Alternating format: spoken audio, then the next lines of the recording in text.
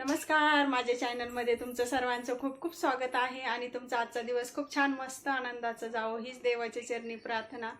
तर आज 8-10 दिवस झाले तसं माझा व्हिडिओच टाकणं झालं नाही, कारण खूप सारे कामं पण होते आणि दर दिवशी काही ना काही कार्यक्रम येतच होता, तर कार्यक्रमांना पण जावंच लागतं ना।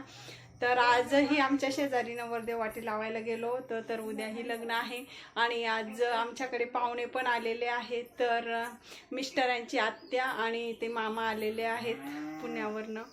तर आज त्यांच्यासाठी स्पेशल चिकन मटनचा बेत केलेला आहे। तर आता बनवणार आहे चिकन आणि त्यांना गावाकडचं चुलीवरचं स्वयंपाक खूप छान खूप आवडतो। तर आता मी बनवणार आहे। तर आता सध्या गॅसवरच मी चिकन लावलेलं आहे। तर चुलीवर आता भात आणि चपाती करणार आहे, कारण भाकरी त्यांना नाही एवढी आवडत, तर मग चपातीच बनवणार आहे। तर चला, आज चिकन मटनचं बेत आहे। इथे आलेले आहेत मिस्टरांचे आत्या आणि त्यांचे मिस्टर।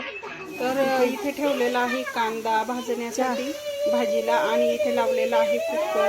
तर आपल्याला का वेळ नसल्यामुळं म्हणजे आपण काय करतो, कांदा भाजायचं म्हटलं की खूप वेळ जातो।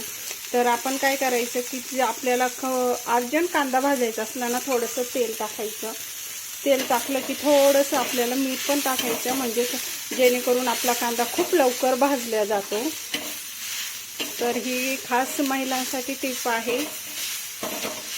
कारण आपला कांदा खूप पटकन भाजला जातो तेल आणि मीठ टाकल्यामुळे। तर माझं कुकर होईपर्यंत इकडं माझं कांदा आहे बघा, तेल टाकल्याबरोबर किती फरक पडलेला आहे, लगेच कांदा हे झालेला आहे थोडासा। तर आता थोडं मीठही टाकून घेते, तर आपला कांदा खूप पटकन आणि फास्ट भाजेल। किती फक्त 5 मिनिटामध्ये माझा पूर्ण कांदा भाजलेला आहे छान असता। तर आता हा कांदाही मी काढून घेणार आहे। ते झालेला आहे माझा सगळा स्वयंपाक रेडी, आता जेवायला बसायचं आहे। अरे बघा किती छान मस्त अशी लाल लाल भाजी झालेली आहे, खूप छान मस्त अशी झालेली आहे। तर आता जेवायला बसायचं आहे। तर जेवायला आम्ही बाहेरच ओट्यावर बसणार आहे, कारण आतमध्ये खूप सारं गरम होतंय। तर बाहेर खूप छान मस्त असं जेवायला पण बरं वाटतं। तर आता जेवणार आहोत बाहेर। तरी